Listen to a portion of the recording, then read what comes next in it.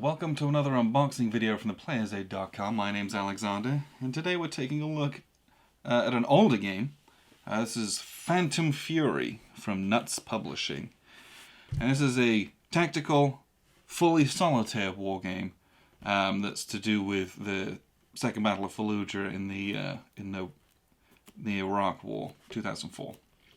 So this is a game that I have had my eye on for, I don't know, 3 or 4 years, maybe a little bit longer.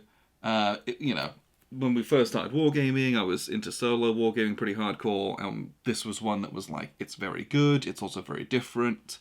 It's a modern war game, and it's like house-to-house street fighting, which is always something that I thought would be interesting to do in a game, especially if you could do it solo.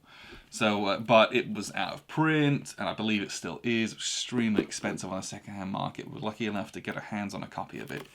Now, it does, this particular edition, or the package that we were able to get our hands on, also has some errata with some replacement counters on it, I believe. So we will take care of that, and it tells you, this is actually really nice. Sometimes they just give you the counters, but it tells you which ones to actually toss away. So that's pretty handy. I actually really like it. Now, we're going to open this and immediately drop its value because I don't care. I'm not a collector, I'm a player, as we often say.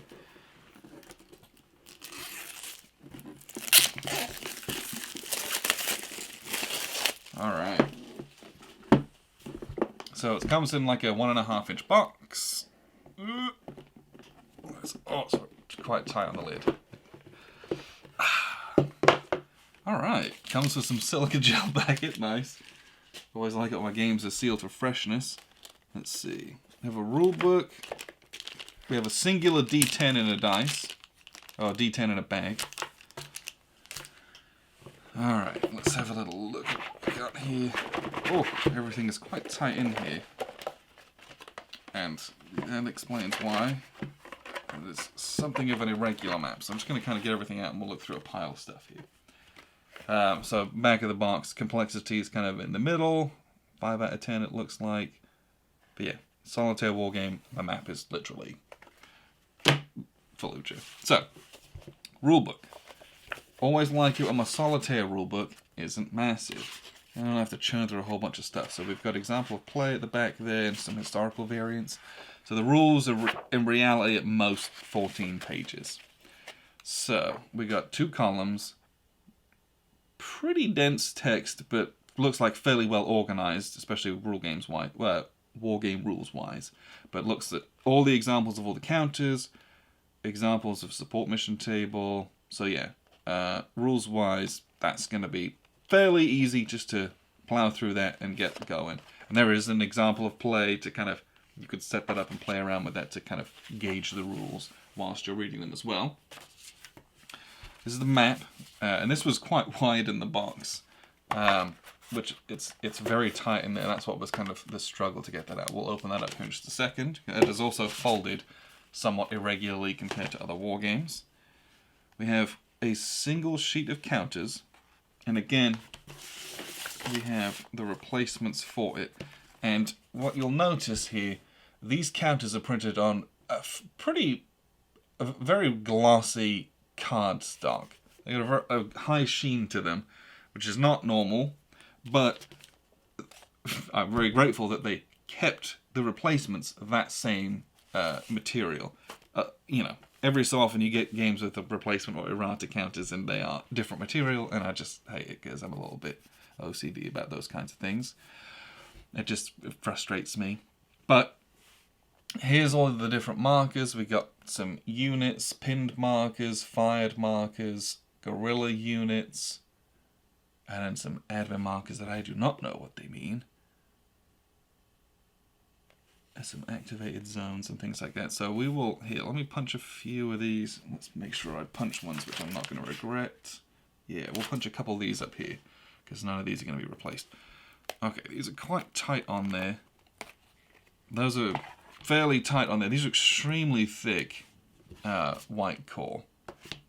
Now, I can already tell you that these are going to be too thick to go inside my heavy-duty Oregon Laminations counter clipper. So I'm probably going to have to borrow Grant's Deluxe one, which has kind of an open top, which these will go into to clip these. But they do, I don't know, I'm going to clip those. Just the nubs on those. If I'm playing solitaire, I want to have a nice looking game on my table. But yeah, those, I can already tell you just from the feel now, I've clipped enough games in my time, those are too thick to go in my counter clipper. So that's something that I will have to seek a remedy for. And then we have a singular play aid, because it's a solitaire game. But this is also printed on glossy, has a gloss finish on it. It's high sheen. Everything seems to be on here. Game sequence, fire combat resolution, resolution of defense, support mission table, assault resolution, sniper attacks. Hopefully we can read the rules once and everything's on here. That would be ideal. That's how I want my solitaire games to be. Now, here comes the map. This is what we all kind of showed up for.